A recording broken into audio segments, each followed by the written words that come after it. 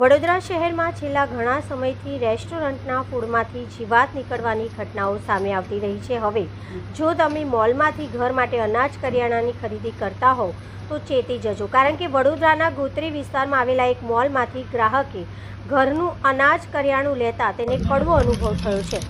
ઘરે જઈને મોલમાંથી ખરીદેલ અનાજ કરિયાણું જોતા તેમાંથી જીવાત મળી આવતા ગ્રાહક ચોંકી ઉઠ્યો હતો અને આ અંગે મોલના મેનેજરને રજૂઆત કરતા ગોળનું વેચાણ હાલ પૂરતું બંધ કરી દેવામાં આવ્યું છે। આ અંગે પ્રાપ્ત વિગતો મુજબ ગઈકાલે પાદરા તાલુકાના એપીએમસીના પૂર્વ ચેરમેન ભાસ્કર પટેલ પોતાની પુત્રી સાથે ઘરનું કરિયાણું ખરીદવા માટે ગોત્રી વિસ્તારમાં આવેલા ઓશિયા મોલમાં ગયા હતા, જ્યાં તેઓએ ₹2637 રૂપિયાની ખરીદીનું બિલ ચૂકવીને સામાન લઈને ઘરે પહોંચ્યા હતા।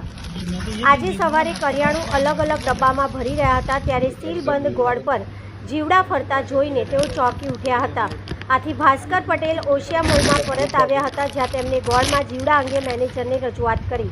આ બાબતે ઓશિયા મોલમાં મેનેજર તરીકે ફરજ બજાવતા વિકાસ રાઠોડે જણાવ્યું કે તેમને ખરીદેલા 5 કિલો ગોળમાંથી જીવાત નીકળી હોવાનું જણાવતા અમે તેમને ગોળ બદલી આપવાનું જણાવ્યું હતું। વધુમાં મેનેજરે જણાવ્યું કે મોલમાં વેચાતા સામાનનું ઉત્પાદન અમે જાતે નથી કરતા, અમે તમામ સામાન ડિસ્ટ્રીબ્યુટર પાસે મંગાવીએ છીએ। આ ઘટના પછી અમે ડિસ્ટ્રીબ્યુટરને પણ ફરિયાદ કરી છે અને ગોળના તમામ બોક્સ પરત લઈ જવાની જાણ કરી દેવામાં આવી છે।